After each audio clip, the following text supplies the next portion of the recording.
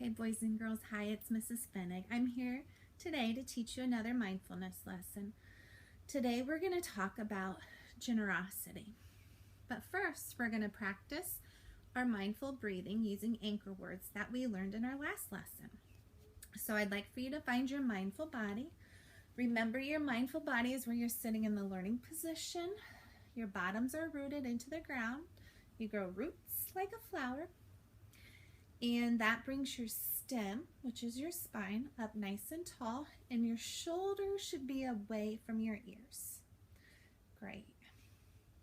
Now we're going to practice our mindful breaths, and as we breathe in, I'll say our anchor words, breathing in, and as we breathe out, I'll say breathing out. So we'll do that 3 times together. Ready? Breathing in, breathing out. Breathing in, breathing out. Breathing in, breathing out. Great. It always helps relax me when I do my mindful breathing. And sometimes I need the extra help of using those anchor words. Now, today I said we're going to talk about generosity. And I want you to think about if an adult has ever had you give someone a gift or give away something that you really didn't want to. How did that make you feel? Did it make you feel good or not so good? I know that when I have to give away something that I really don't want to, I don't feel really good inside about it.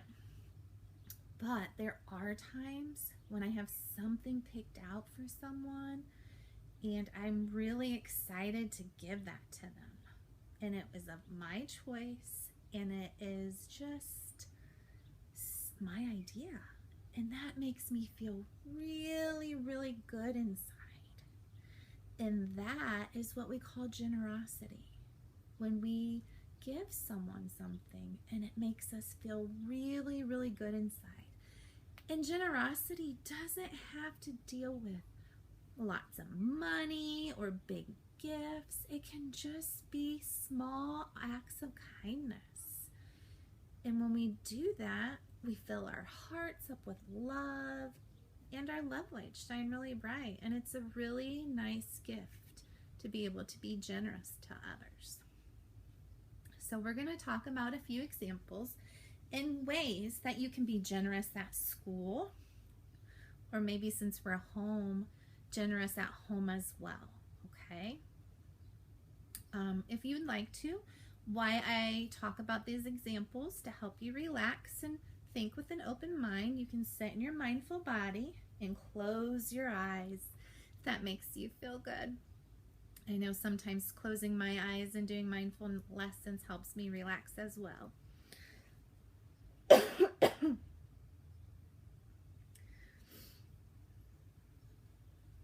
So our first example is about school.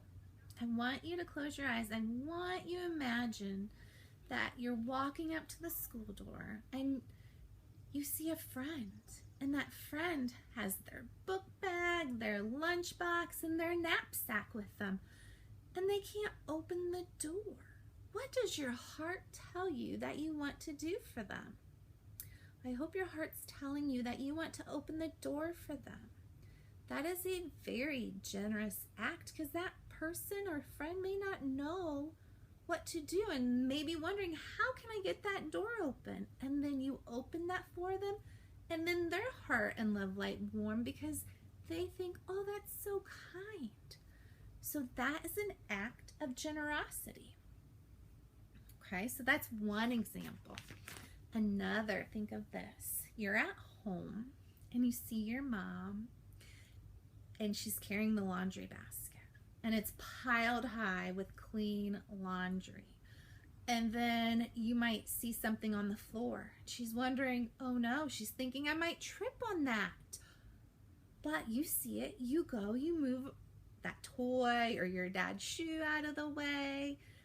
That is displaying an act of generosity. You're helping her get somewhere when her hands are full and moving it out of the way.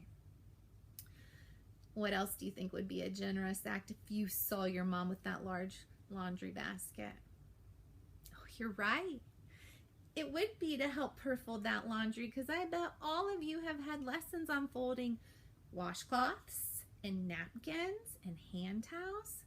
So that's another way to show generosity in your household. Now, here's another example. It's snack time at school, and you're so hungry, but you know your friend Johnny is hungry too. And you both walk over to the snack counter to get a snack card, but you got it first. What could you do that would be generous? I wish I really could call on you, but I know you're thinking what I'm thinking. I know you're thinking that you could let him go first, and that would be very generous. But we're not at school, so let's think of an example at home. So you're at home, and there's 2 cookies left, but there's 3 of you. What could you do with those cookies? Could you eat one and give one to your mom, but then dad might be left out, or a sister might be left out? Or could you split those cookies? You might not get a whole cookie, but isn't a little piece better than none at all? I sure think so. So, being aware of our actions, learning to think about how others might feel, and responding in that way is practicing generosity. And that is one of the important skills that we teach you through our practical life at school and through our peace shelves, is being kind to others and being great problem solvers and allowing others to go first and being helpful. So I hope you're able to find ways and can talk about different examples at home with your families about how you can be generous. And we're going to end with our mindful bodies and listening to the bell. So remember, if you need to, you can practice your anchor words. Are you ready? Here we go.